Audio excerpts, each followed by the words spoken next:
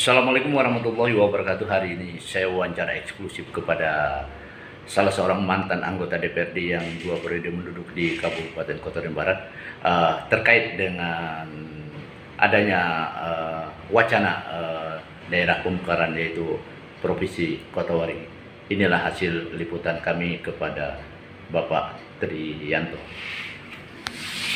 Pak, sedikit Pak, kami ingin wawancara terkait dengan dulu ini bergaung dengan ada wacana berdirinya Provinsi Kota Waringin. Nah, saat ini Anda juga termasuk penggagas ya yang pada waktu itu. Nah, sampai sejauh mana ini nih Pak? Terima kasih Pak Taufik dari Indonesia Express. Ya, saya selaku pernah menjabat sebagai Ketua DPR di Kabupaten Kota Waringin Barat dan juga pernah ikut menandatangani atas pengusulan pemekaran Provinsi Kota Waringin Raya ini. Dalam hati kecewa, tapi tetap berharap agar ini bisa terrealisasi sesuai dengan harapan masyarakat Kabupaten Kota Waringin Barat dan 4 kabupaten yang lainnya. Karena ini adalah langkah yang harus kita ambil untuk mendekatkan pelayanan kepada masyarakat dengan luasan Kalimantan Tengah yang 1,5 Pulau Jawa. Saya berpendapat memang sudah layak 5 kabupaten ini untuk dimekarkan menjadi sebuah provinsi agar masyarakatnya dapat menikmati kue pembangunan, menikmati perekonomian yang tumbuh sehingga kesejahteraan masyarakat di 5 kabupaten ini bisa terangkat. Nah, kalau kita melihat Bang, ini kan daerah-daerah lain ini kan untuk pemekaran banyak yang sudah terrealisasi. Kok kenapa kita rencana untuk wacana Provinsi Kota Waringin Raya ini selalu gagal? Apa yang menjadi kendala saat ini? Inilah kekecewaan saya yang tadi saya sampaikan di depan. Mengapa daerah lain itu sudah bisa, bahkan saat sekarang mungkin sudah dilakukan pembahasan dan di kita, Provinsi Kota Waringin seperti mandek. Ini ada apa?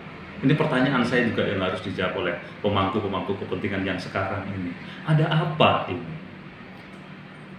Jadi mungkin Bang, sedikit Bang gambarannya kalau kita melihat kriteria untuk dalam satu pemekaran provinsi itu apa sih yang menjadi tolok ukurnya sehingga ini menjadi pembanding ya. Kalau kita bandingkan wilayah kita cukup besar ya dibandingkan dengan Pulau Jawa ya. Padahal ini kan kalau menghitung dari studi kelayakan layak gitu ya. Tapi apa sih yang menjadi kendala dari sudut pandang Anda sendiri? Saya berharap jangan sampai ada kendala dari siapapun pemangku kepentingan 5 kabupaten ini, termasuk juga pemangku kepentingan di provinsi.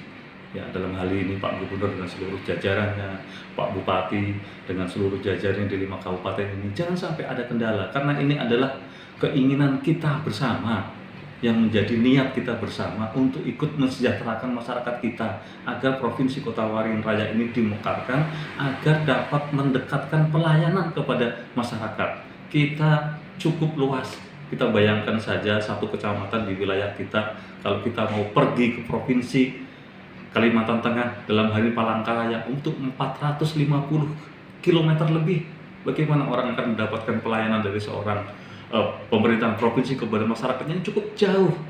Dari sisi ekonomi kita sudah mampu untuk berdiri, terutama kita bicara di sektor Kota Waringin Barat. Kita punya bandara, kita punya pelabuhan, turis mancanegara kita cukup banyak yang datang di wilayah kita. Ini potensi-potensinya harus kita kelola demi kesejahteraan masyarakat kita.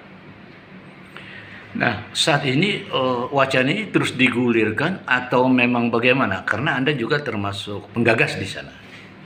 Saya berharap ini terus, semangat ini jangan sampai padam. Semangat ini jangan sampai padam dan ini harus kita gelorakan dan semua sektor kompak. Provinsi ini bukan untuk kepentingan elit-elit politik, bukan kepentingan untuk mencari kekuasaan, tetapi kepentingan untuk mendekatkan pelayanan kepada